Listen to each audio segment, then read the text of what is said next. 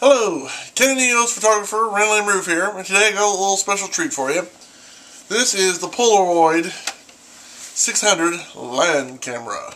That's right, the Polaroid 600 land camera. Back in the day, this was the way to go to take some small snapshots. One of the ways. And what you did is, first of all, you got this little button here. You push it forward, bottom pops down. You load it in your cartridge. This says use Polaroid 600 land film only. And what you do is you pop this cartridge in. And what this cartridge did, it had a little flat battery that was flat on the bottom. And then it had 10 Polaroid pictures. I guess that's the best way I know how to describe. And they're about 4 inches by 4 inches. Well, I'm not sure what the exact measurements were, but 3 by 3 or 4 by 4, something like that. In that ballpark. And then what you do is you shut the thing. And automatically, to let you know that it was working, it would pop out this little thing. And it was a little, basically just saying, hey, it's working. But it also had advertisements where you could order prints and blah, blah, blah. So what you do, normally throw that away. And back here has a little counter that just turns around, going from 10 to 0. Or actually 10 to 1, and then when there's nothing there, it just shows up white. So you knew how many pictures you had. You had 10 pictures in a little tray. And what you did was, to take the picture, you pulled back on this button right here, and that would charge up the flash. And that took about a second or two. It's not a fast camera.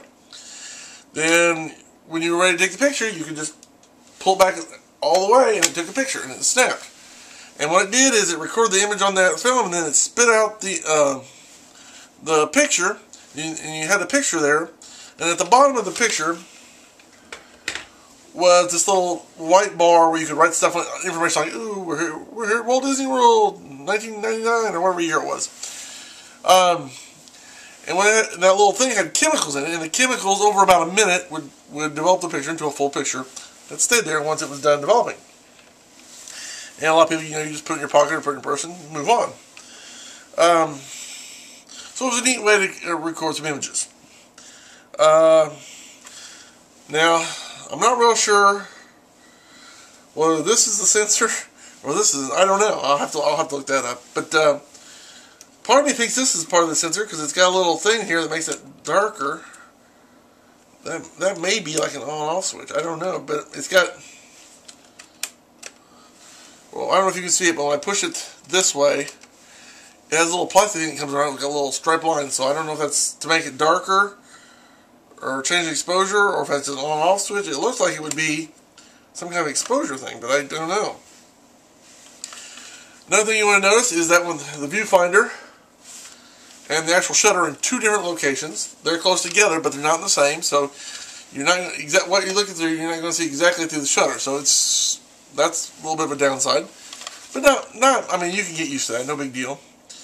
And let me see what else. The eyepiece had a little plastic thing that's gone. And that was basically it. I mean, you took these little things and you could wear them around your neck. Of course, this is a Disney strap that Dad got, because we got this camera when we were in Disney World. I believe we got it when we were in Disney World when we were kids. But I know we got the strap at Disney World, so whether we took the camera with us or we got the camera at Disney World, I don't remember. But I remember the first time having it was at Disney World, so that may, of course, I don't remember everything back then, obviously, but that's the base of the camera. Now, obviously, let's compare this to any modern camera. One, it's only got one shutter opening size. It's only got one shutter speed. It's only got one fixed focal length. So by today's cameras, it's not really up there, especially when you consider the size. However, back in the day, this was a nice camera that did, and it still does, it takes nice snapshots. If you got a good subject and your background's not too bright or something, or if it's, within a certain range, it takes nice snapshots. And they come out clear and, for the most part, pretty sharp. We've got some books in there with some pictures that were taken with this that look pretty good. I mean, for snapshots, they look pretty good.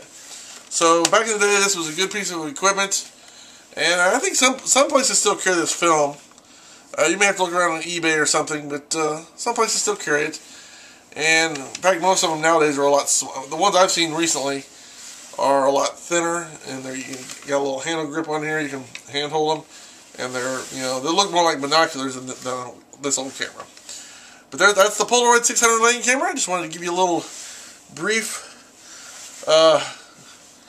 tour of the way they used to do it back in the day. By back in the day, I mean late 70s, early 80s.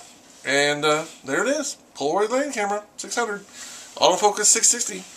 I don't know what the difference between the Polaroid 600 and the Autofocus 660 is, but that's all there is to it. So until next time, I'm Canon EOS photographer Randall and Rueff. Say thanks for watching. Have a good day. And may God bless you.